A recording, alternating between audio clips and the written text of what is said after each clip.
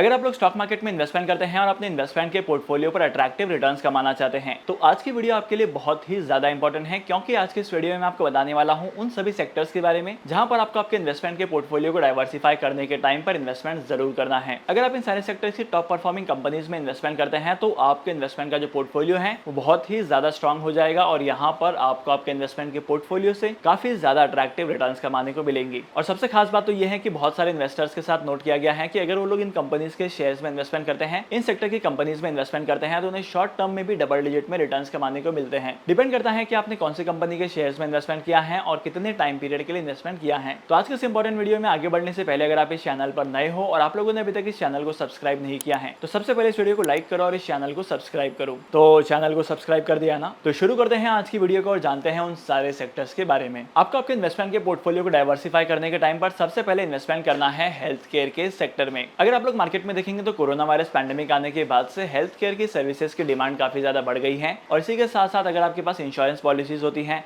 Mediclaim policies होती हैं या आपके पास हेल्थ इंश्योरेंस होता है तो इस चीज का बेनिफिट आपको बहुत ही ज्यादा मिलता है। और इन्हीं सारी चीजों को सोचते हुए मार्केट में इन सारी कंपनीज के प्रोडक्ट की डिमांड बढ़ते जा रही है। और अगर आप लोग इंश्योरेंस कंपनीज के कस्टमर्स के नंबर्स को देखेंगे तो इंश्योरेंस कंपनीज के कस्टमर्स के नंबर्स रैपिडली ग्रो करते जा रहे हैं। अब कस्टमर्स के ग्रो करने का मतलब यह है कि उन कंपनीज के पास प्रीमियम ज्यादा आएगा और प्रीमियम ज्यादा आएगा तो उस कंपनी के रेवेन्यू और कंपनी के प्रॉफिट ज्यादा जनरेट होंगे और इसी की वजह से कंपनी के शेयर्स की प्राइस भी ग्रो करेगी। तो इसलिए मैं आपको कहता हूं कि अगर आपको अपने इन्वेस्टमेंट का पोर्टफोलियो डाइवर्सिफाई करना है तो सबसे पहले आपको हेल्थ केयर के सेक्टर में इन्वेस्टमेंट करना है। अब अगर आपको जानना है कि हेल्थ केयर के सेक्टर में टॉप परफॉर्मिंग कंपनीज कौन सी हैं तो मुझे कमेंट सेक्शन में जरूर बताना, इसके ऊपर मैं एक डेडिकेटेड वीडियो में कवर करूंगा। सेकंड सेक्टर जहां पर आप इन्वेस्टमेंट कर सकते हैं वो है इलेक्ट्रिक व्हीकल का। इससे पहले मैंने बहुत सारी वीडियोस बनाई हैं और जहां पर मैंने आपको बताया है कि इलेक्ट्रिक व्हीकल्स के शेयर्स में आपको कहां पर इन्वेस्टमेंट करना है, कौन सी कंपनीज हैं जो आपको उस टाइम पर प्रॉपर रिटर्न दे सकती हैं और कितने टाइम पीरियड के लिए आपको इलेक्ट्रिक व्हीकल्स के शेयर्स में इन्वेस्टमेंट करना है। अगर आप लोग इलेक्ट्रिक व्हीकल के मार्केट को देखेंगे तो इलेक्ट्रिक व्हीकल का मार्केट काफी तेजी से ग्रो करते जा रहा है। इलेक्ट्रिक व्हीकल्स परचेज करने पर गवर्नमेंट ऑफ इंडिया हमें बहुत सारे रिबेट्स देती है, बहुत सारे टैक्सेस में कंसेशन देती हैं, तो इसकी वजह से इलेक्ट्रिक व्हीकल्स परचेज करना हमारे लिए बहुत सस्ता पड़ जाता है। और अगर मैं ओवरऑल कॉस्ट की बात करूं तो ओवरऑल रनिंग कॉस्ट भी इलेक्ट्रिक व्हीकल का कम होता है। अगर आप एक इलेक्ट्रिक व्हीकल को 5 साल या 7 साल तक चलाने की कोशिश करते हैं तब यहाँ पर पेट्रोल के कंपैरिजन में आपके इलेक्ट्रिक व्हीकल का कॉस्ट कम होगा। इसके बाद तीसरा सेक्टर जहां पर आपको डेफिनेटली इन्वेस्टमेंट करना है वो है इंफॉर्मेशन टेक्नोलॉजी का। मार्केट में आईटी सेक्टर की डिमांड काफी तेजी से बढ़ते जा रही है क्योंकि हर एक बिजनेस डिजिटाइज हो चुका है और यहाँ पर अपने बिजनेस के ऑपरेशंस को मैनेज करने के लिए आईटी सेक्टर के प्रोडक्ट की डिमांड बहुत ही ज्यादा होती है। करंटली अगर आप मार्केट में ऑब्जर्व करेंगे तो करंटली मार्केट में आईटी सेक्टर के शेयर्स की प्राइस में थोड़ा बहुत करेक्शन आया है और अगर आप लोग करंटली इस करेक्शन वाले टाइम पीरियड में इन्वेस्टमेंट करते हैं आईटी सेक्टर की कंपनीज में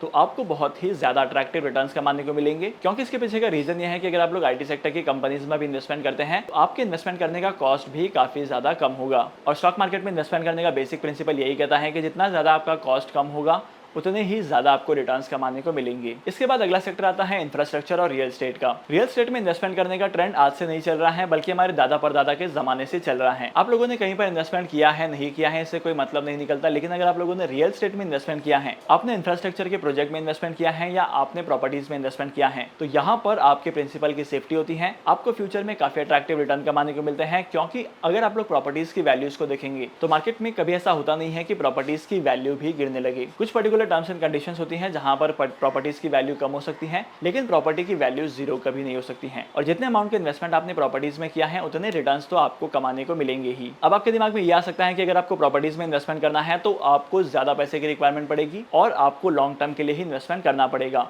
और अगर आप लोग प्रॉपर्टीज में इन्वेस्टमेंट करेंगे तो आपको बहुत सारे झंझट होंगे, जैसे कि लोन लेना पड़ेगा, फाइनेंसिंग करवानी पड़ेगी और भी बहुत सारी प्रॉब्लम्स आ सकती हैं। लेकिन अगर आप लोग रियल एस्टेट के सेक्टर में या इंफ्रास्ट्रक्चर के सेक्टर में इन्वेस्टमेंट करना चाहते हैं तो यहाँ पर आप मिनिमम 500 रुपीज से कम से भी स्टार्ट कर सकते हैं क्योंकि मार्केट में से बहुत सारी REITs अवेलेबल हैं जिसे हम लोग कहते हैं रियल एस्टेट इन्वेस्टमेंट ट्रस्ट। तो अगर आप लोग REITs में इन्वेस्टमेंट करते हैं तो यहाँ पर आपको रियल एस्टेट में इन्वेस्टमेंट करने का ही एक्सपोजर मिलेगा। मतलब जितने रिटर्न्स आपको REITs में कमाने को मिलेंगे उतने ही रिटर्न्स आपको प्रॉपर्टी में भी कमाने को मिलेंगे। इसके बाद अगला सेक्टर आता है इन्वेस्टमेंट करने के लिए, वो है FMCG का, फास्ट मूविंग कंज्यूमर गुड्स का। अब शायद आपको पता ही होगा कि फास्ट मूविंग कंज्यूमर गुड्स में इन्वेस्टमेंट क्यों करना है, नहीं पता? चलिए बता देता हूँ। फास्ट मूविंग कंज्यूमर गुड्स यानी कि FMCG का सेक्टर ऐसा है जहां पर इस कैटेगरी की कंपनीज के प्रोडक्ट की डिमांड कम नहीं होती है मार्केट में। भले मार्केट की कंडीशन कैसे भी हो, यहाँ पर मार्केट में रिसेशन आ रहा है, पैसों की कमी हो रही है, लेकिन इन सारे कंपनीज के प्रोडक्ट की डिमांड कम नहीं होगी क्योंकि ये सारे के सारे प्रोडक्ट जो होते हैं वो एसेंशियल होते हैं। तो डेफिनेटली आपको यहाँ पर इन्वेस्टमेंट करना है। इसके बाद आप इन्वेस्टमेंट कर सकते हैं डिफेंस सेक्टर में। इंडिया का डिफेंस सेक्टर भी काफी तेजी से ग्रो करते जा रहा है और इंडिया के डिफेंस सेक्टर से भी काफी हाई प्रॉफिट कमाने को मिल रहे हैं। इसके बाद आप इन्वेस्टमेंट कर सकते हैं स्पेशल केमिकल्स की कंपनीज में जो स्पेशल केमिकल्स मैन्युफैक्चर करती हैं, और ये स्पेशल केमिकल जो होते हैं वो बहुत सारे इंडस्ट्रीज के लिए रॉ मटेरियल का काम करते हैं। Last but not the list, आप लोगों को इन्वेस्टमेंट करना है सोलर एनर्जी में, यानी कि आप ग्रीन एनर्जी के शेयर्स में इन्वेस्टमेंट कर सकते हैं। अगर आपको जानना है कि सोलर एनर्जी के शेयर्स में इन्वेस्टमेंट क्यों करना है, कितने रिटर्न्स कमाने को मिलेंगे और यहाँ पर इन्वेस्टमेंट करने का टाइम पीरियड आपके लिए क्या होना चाहिए, तो इसके ऊपर मैंने एक डेडिकेटेड वीडियो बनाई है जिसकी लिंक आपको डिस्क्रिप्शन में मिल जाएगी, तो इस वीडियो को चेकआउट करना मत भूलना। अगर आप इन सारे सेक्टर की टॉप परफॉर्मिंग कंपनीज में इन्वेस्टमेंट करते हैं, या अगर आप लोग टॉप 3 या टॉप 5 कंपनीज में से भी किसी कंपनी के शेयर्स में इन्वेस्टमेंट करते हैं, तब भी यहाँ पर आपके इन्वेस्टमेंट के पोर्टफोलियो पर काफी अट्रैक्टिव रिटर्न्स कमाने को मिलेंगे। डिमैट अकाउंट ओपन करने के लिए टॉप 3 ब्रोकर्स का लिंक मैंने आपको डिस्क्रिप्शन में दे दिया है, वहां पर जाकर आप डिमैट अकाउंट ओपन कर सकते हैं और स्टॉक मार्केट में इन्वेस्टमेंट करना स्टार्ट कर सकते हैं। तो आज के इस इंपॉर्टेंट वीडियो को यहीं पर खत्म करते हैं। मैं आपको मिलूंगा अगली वीडियो में नए टॉपिक के साथ, एक इंटरेस्टिंग टॉपिक के साथ। तब तक के लिए signing off, happy investing and good bye.